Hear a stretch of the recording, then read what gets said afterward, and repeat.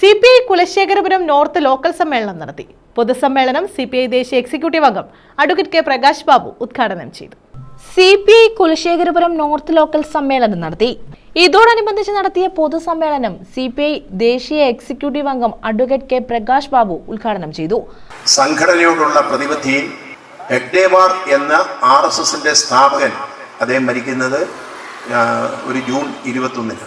നാം അറിഞ്ഞിരിക്കേണ്ടുന്ന ഒരു കാര്യം, ആ ജൂൺ 21 ഇന്ത്യൻ പ്രധാനമന്ത്രി നരേന്ദ്രമോദി 2014 അധികാരത്തിൽ വരുമ്പോൾ ഇന്ത്യയിലെ മതേതര ശക്തികളെ ആകെ വിഡ്ഢികളാക്കിക്കൊണ്ട് ലോകത്തിന്റെ മുമ്പിൽ പോലും ഐക്യരാഷ്ട്രസഭയെ കൊണ്ട് പോലും തീരുമാനമെടുപ്പിച്ചുകൊണ്ട് ജൂൺ 21 എന്ന ഹെഗ്ഡേവാറുടെ ചരമദിനം ഇന്ന് ഇന്ത്യയിലുടനീളം ആചരിക്കുക.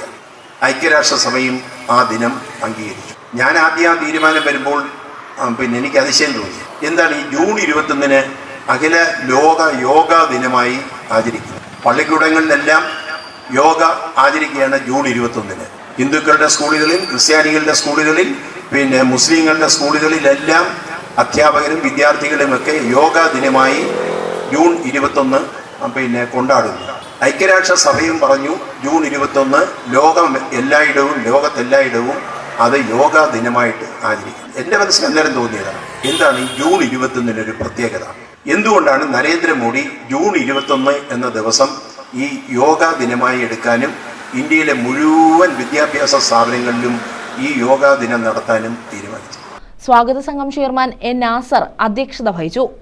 ഓച്ചിറ മണ്ഡലം സെക്രട്ടറി S. കൃഷ്ണകുമാർ, കൊല്ലം ജില്ലാ കമ്മിറ്റി അംഗം കടത്തൂർ മൻസൂർ, മണ്ഡലം സെക്രട്ടേറിയറ്റ് അംഗങ്ങളായ K. രവീന്ദ്രൻപിള്ള, KP വിഷുവത്സലൻ, മണ്ഡലം കമ്മിറ്റി അംഗങ്ങളായ V. സുഗതൻ, ഗേളീഷൻ മുഖൻ, S. രാജീവ് ഉണ്ണി, നിസാം കൊട്ടിലിൽ, വിക്രമൻ, ശ്രീദേവി മോഹൻ, അരവിന്ദ് സുരാജ്, സ്വാഗത സംഘം convener R. Saravanan, local committee അംഗം S. കാർത്തിക് തുടങ്ങിയവർ പങ്കെടുത്തു.